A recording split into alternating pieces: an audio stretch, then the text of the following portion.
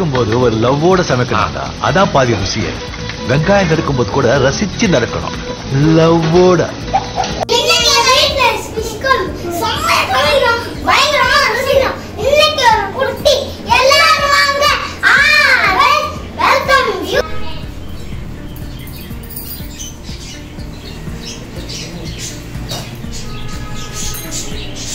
Hi, வணக்கம். வணக்கம் and welcome to in-laws சமையல். இன்னைக்கு நம்ம பார்க்க போற டிஷ் பாறை மீன் குழம்பு. வாங்க அதை எப்படி செய்யலாம், அதுக்கு என்னென்ன வேணுங்கிறது பார்க்கலாம். இப்போது நான் 1 கிலோ பாறை மீன் வாங்கி வச்சுருக்கேன். வாங்கி நல்லா கழுவி சுத்தம் பண்ணி வச்சுருக்கேன். இதுக்கு பேர் வந்து தேங்காய் பாறை. பாறை மீனுங்கிறது ரொம்ப பெருசாக இருக்கும். இந்த குட்டி குட்டியாக இருக்கிறது தேங்காய் பாறை. அதுக்கு தேவையான அளவு புளி கரைச்சல், ஒரு எலுமிச்சம்பழம் சேர்த்து, 2 தக்காளி கட் பண்ணி வச்சுருக்கிறேன், 15 சின்ன வெங்காயம் கட் பண்ணி வச்சுருக்கிறேன், 5 பச்சை மிளகா, தாளிக்கிறதுக்கு கடுகு, உளுத்தம்பருப்பு, கொஞ்சம் ஜீரகம், சோம்பு, வெந்தயம் எல்லாம் கொஞ்சம் கொஞ்சம் இந்த ஸ்பூனில் கொஞ்சம் கொஞ்சம் எடுத்துருக்கிறேன். அது மாதிரி ரம்பை, கடைசி ரம்பை, கருவேப்பிலை கொஞ்சம். நான் வந்து இஞ்சி பூண்டு பேஸ்ட்டு சேர்ப்பேன் மீன் குழம்புக்கு, கறி குழம்புக்கெல்லாம். இன்றைக்கி வந்து நான் இஞ்சி கொஞ்சம் பூண்டு தட்டி வச்சுருக்கிறேன் நல்லா, அதுதான் சேர்க்க போகிறேன். நிறைய தேங்காய் பால் விடாமல் கொஞ்சமாக தேங்காய் பால் விட்டு செய்ய போகிறேன். இது தண்ணிப்பால், இது தலைப்பால். இப்போ இந்த மீனை நம்ம குழம்பு கூட்டிக்கிடுவோம், ரெடி பண்ணி. இப்போ ஒரு பாத்திரம் எடுத்துக்கிட்டேன். இதில் வந்து நம்ம இந்த மீனை குழம்பெல்லாம் கூட்டி ரெடி பண்ணி வச்சுக்குவோம். அப்புறமா தான் அதை தாளித்து ஊற்றணும். நான் புளி கரைச்சல் அதில் சேர்த்துட்டேன். அதுக்கப்புறமா இந்த 5 பச்சை மிளகாய் நான் எண்ணெயில் போடாமல் இந்த குழம்புலேயே கூட்டுற குழம்புலேயே போட்டுற போகிறேன். இப்போ மிளகாத்தூள்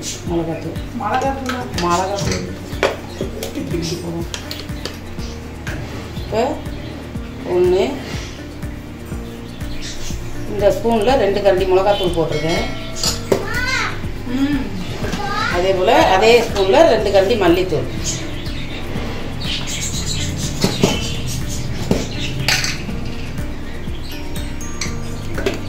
ஒரு 1/2 கரண்டி மிளகுத்தூள், 1 கரண்டி ஜீரகத்தூள், 1/2 கரண்டி மஞ்சள் தூள்.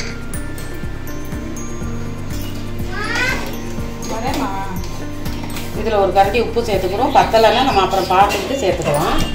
அவ்வளோதான். இப்போ இது அவ்வளோதையும் நல்லா நம்ம இதோட கிளறிக்குவோம். அப்படியே கரைச்சி விட்டுட்டு இன்றைக்கி மீனெல்லாம் அதிலே போட்டு செய்ய போகிறேன். நான் கடைசியாக போடலை, மீனும் அதிலே சேர்த்துட போகிறேன்.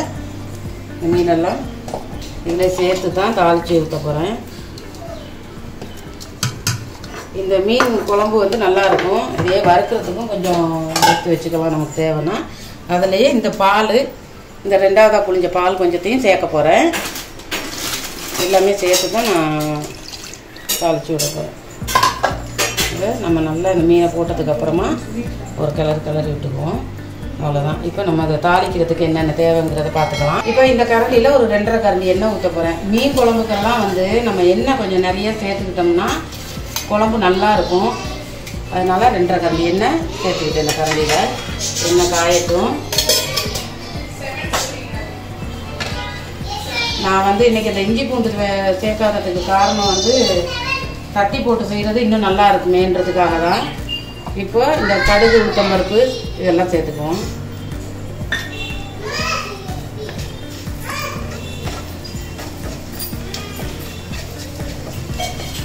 அன்னைக்கு செஞ்சது மண் சட்டி மீன் குழம்பா? ஆமாம், அன்றைக்கி செஞ்சது மண் சட்டி மீன் குழம்பு. இன்றைக்கி செய்கிறது அலுமினிய சட்டி மீன் குழம்பு இன்னைக்கு. இப்போ இந்த கருவேப்பிலை, ரம்பை சேர்த்துக்குவோம் கடைசியாக. அவ்வளோதான். ரம்பையோட ரோலி ஊற்றிட்டான்.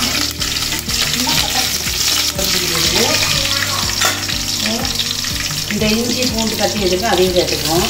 குழம்பு எனக்கு வாசமாக இருக்கும்.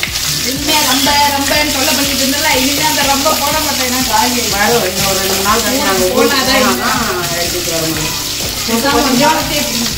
நம்ம கொஞ்சம் பொடி விடணும். வாசனை பற்றியா நல்லா வாசனையாக இருக்குது. மரத்தை புரிஞ்சு கொஞ்சம் வைக்க போகிறோம். இது கிட்டத்தட்ட வாங்கி கொண்டு வந்து 1 மாதம் இருக்கும். ஆனால் கெடாமல் வாடாமல் காஞ்சி போகாமல் இருக்குது. இப்போ இந்த வெங்காயம் கட் பண்ணி வச்சுருக்கேன், அதையும் சேர்த்துக்கிறோம். என்ன வெங்காயம், சின்ன வெங்காயமே விலைக்கு ஒரே சின்ன வெங்காயம் போட்டு வச்சுட்டேன்னு பார்க்குறீங்க எல்லாரும். எனக்கு என்னமோ சின்ன வெங்காயம் போட்டு குழம்பு வச்சா ரொம்ப நல்லா இருக்குன்றதுக்காக தான் சின்ன வெங்காயத்தையே சேர்க்குறேன். முன்னெல்லாம் அதிகமாக பெரிய வெங்காயம் தான். இப்போ வந்து கொஞ்சமாக சின்ன வெங்காயம் கட் பண்ணி வச்சுக்கிட்டாலும் போதும். நான் ரொம்ப சேர்ப்பேன், இன்னைக்கு கொஞ்சமாக சேர்த்துருக்குறேன். ஏன்னா வெங்காயத்தெல்லாம் யாருமே சாப்பிட மாட்டேன்றாங்க. வெங்காயத்தை எல்லாம் ஒதுக்கிடுது. மெயினாக அந்த இது சாப்பிடாது வெங்காயம். அது பிள்ளைய தின்னுங்குது. அது பிள்ளைய மட்டும் வெங்காயத்தை புள்ள திங்கலன்னா புள்ளைய திங்க சொல்கிறேன். நல்லா சாம்பார் வெங்காயம் சூப்பர் வேற. வெங்காயம் நல்லா இருக்குது பார்க்கறதுக்கு. அதனால தான் அந்த வெங்காயத்தையும் வச்சு வச்சுருக்கேன். ஏன் எப்பவுமே நீங்கள் இஞ்சி பூண்டு பேஸ்ட் போடுவீங்க, இன்னைக்கு ஏன் இஞ்சி பூண்டு தட்டி போடுவீங்க? அதுவா, எனக்கு வந்து அதையே போட்டு செய்யணுமே, அதனால கொஞ்சம் டிஃப்ரெண்ட்டாக இருக்குதுமே. குழம்பு டேஸ்ட்டாக இருக்கும். நல்லா ஸ்மெல் டிஃப்ரெண்ட்டாக தான் இருக்குது. இஞ்சி பூண்டு பேஸ்ட்டாக போடுறது.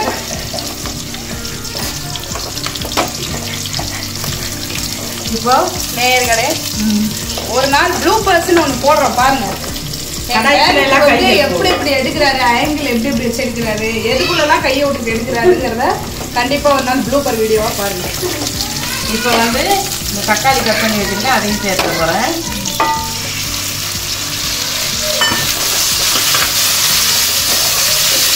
நன்றாக வதக்கி விடுங்கள். இஞ்சி பூண்டு வாசனை இருக்குல்ல, நீ கேட்டதுக்கு இன்னும் நான் வந்து சொல்லலையா? இஞ்சி பூண்டு பேஸ்டா போடும் போது வாசம் ஒரு மாதிரி இருக்கு. அது வந்து குழம்புலே கரைச்சி விட்டுருவேன்.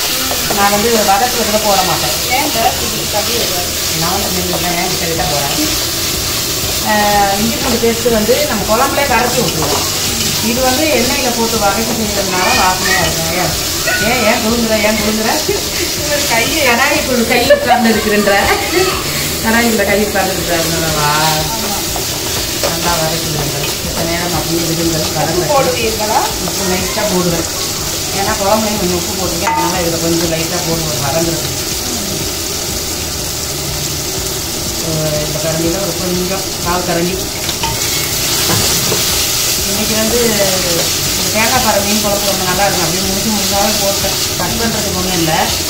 ஏன்னா நம்ம அது ஏற்கனவே கட் பண்ணி நாங்கள் பேசும்போது ரோல் கேமரா ஆக்ஷன் எங்களை நோக்கி இருக்கோம். ஓகேவா? இந்த மீன் வந்து கட் பண்ணவே தேவை.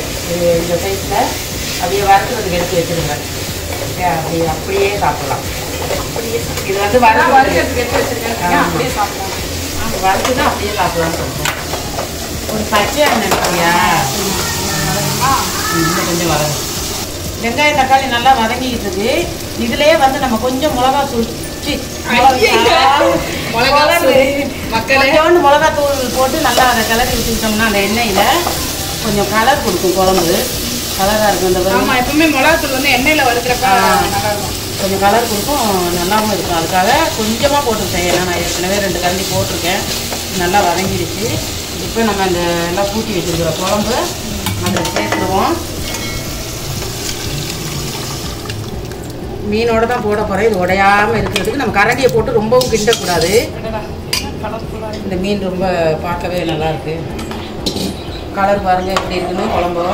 குழம்பும் நல்லா இருக்கும். யாரும் பின்னாடி வந்து முத்தம் கொடுத்துட்டு இருக்குது. கொஞ்சம் தண்ணி தான். டைரக்டர் சார் கொஞ்சம் தள்ளுங்களேன் ப்ளீஸ். கொஞ்சம் தண்ணி நம்ம அந்த குழம்பு கூட்டி வச்சுருக்கிற கடாயிலேயே சட்டியிலேயே கொஞ்சமாக தண்ணியை ஊற்றி இது நம்ம அந்த தூளெல்லாம் அதில் ஊற்றிடுவோம். அவ்வளோதான். இப்போ வந்து கொஞ்சம் மூடி வச்சிடுவோம். குழம்பு நல்லா கொதிக்கிறதுக்கு. ரொம்பவும் போட்டு கரண்டியை போட்டு கிண்டக்கூடாது. ஓகே, குழம்பு பார்க்கவே நல்லாயிருக்கு. கொஞ்சம் நேரம் நம்ம மூடி வச்சுடுவோம். நல்லா கொதிக்குது. குழம்பு பார்க்கறதுக்கு நல்லா கொதிக்கிட்டு இருக்கோம். லைட்டாக கிண்டி விடுவோம். மீன் உடையாமல் இருக்குது பாருங்கள். மீனெல்லாம் உடையில நல்லா மீன் வந்துருக்கு. இந்த மீனில் முள்ளு இருக்குமாங்க? அவ்வளோவா இருக்காது. நம்ம சாப்பிட்ற நடுமுள் மட்டும்தான். இப்போ இந்த எடுத்து வச்சுருக்கிற தலைப்பால் நல்லா கலக்கி விட்டுட்டு இதையும் இதில் சேர்த்துருவோம். சேர்த்துட்டு கொஞ்சம் தண்ணி, பாலெல்லாம் ஒரு ஊற்றிட்டு அதுக்காக கொஞ்சமாக தண்ணி. இப்போது இந்த மீன் வந்து ஒரு கரண்டியை போட்டு பின்னாடி கிண்டுனோம்னா உடஞ்சிரும், முழுசாகவே இருக்காது. இப்போ பாருங்கள், மீன் உடையவே இல்லை, அப்படியே இருக்குது. நான் எப்படி போட்டனோ அதே போல இருக்குது. அதுக்கு தான் கரண்டி போட்டு கிண்டக்கூடாது. தேங்காய் பால் ஊற்றுனதுக்கப்புறம் ஒரு 5 நிமிஷம் கொதிச்சா போதும். நம்மளுக்கு குழம்பு வந்து அதிகமாக வேண்டாம், இதுவே திக்காக தான் இருக்குது, வேண்டாம் அப்படின்னா நம்ம கொஞ்சம் வற்ற வச்சுக்கலாம். இல்லை குழம்பு நல்லா தாராளமாக ஊற்றி சாப்பிட்ற மாதிரி இருந்துச்சுன்னா இந்த பதத்தில் ஒரு 5 நிமிஷம் கொதிச்சா போதும். இப்போ கொஞ்சம் மூடி வச்சுருவோம். ஒரு 5 நிமிஷத்துக்கு மூடி வச்சுருவோம். இப்போ குழம்பு ரெடி ஆயிடுச்சு. குழம்பு ரெடி ஆயிடுச்சு. நம்ம வந்து பால் ஊற்றினதுக்கப்புறம் மீன் உடையவே இல்லை, அப்படியே இருக்கிற மீனெல்லாம்.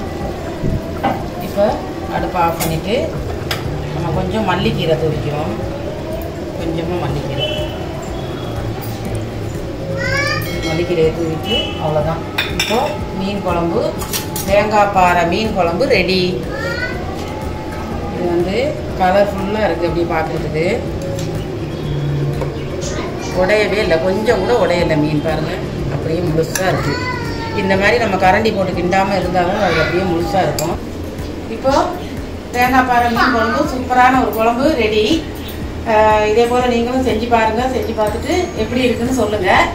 ஒரு அருமையான குழம்பு. அதோட இன்னைக்கு வந்து நம்ம சேனலுக்கு 100 சப்ஸ்கிரைபர்ஸ் ரீச் ஆயிருக்கோம். Thank you all for your support. கண்டிப்பா தொடர்ந்து எங்க சேனலுக்கு சப்போர்ட் பண்ணுங்க, எங்க சேனலை சப்ஸ்கிரைப் பண்ணுங்க. இன்லாஸ் சமையலுக்கு சரி, குழம்பு எப்படி இருக்குன்னு டேஸ்ட் பண்ணி பார்க்கலாம். குழம்பு டேஸ்ட் பண்ண போறேன். என் பேரனும் பேத்தினா ஃபர்ஸ்ட் டேஸ்ட் பண்ண போறாங்க. அப்புறமா தான் மருமக டேஸ்ட் பண்ண போறா. இப்ப என் பேத்தி எப்படி இருக்குன்னு அங்க சொல்லணும். இப்ப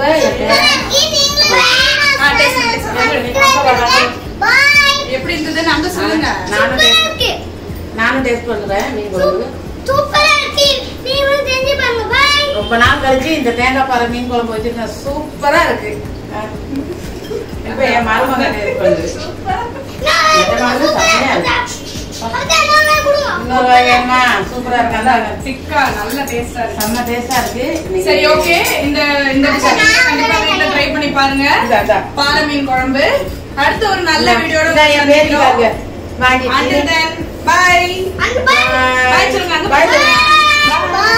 சமைக்கும் போது ஒரு லவ்வோட சமைக்கணும்டா, அதான் பாதி ருசியே. வெங்காயம் நறுக்கும் போது கூட ரசிச்சு நறுக்கணும், லவ்வோட.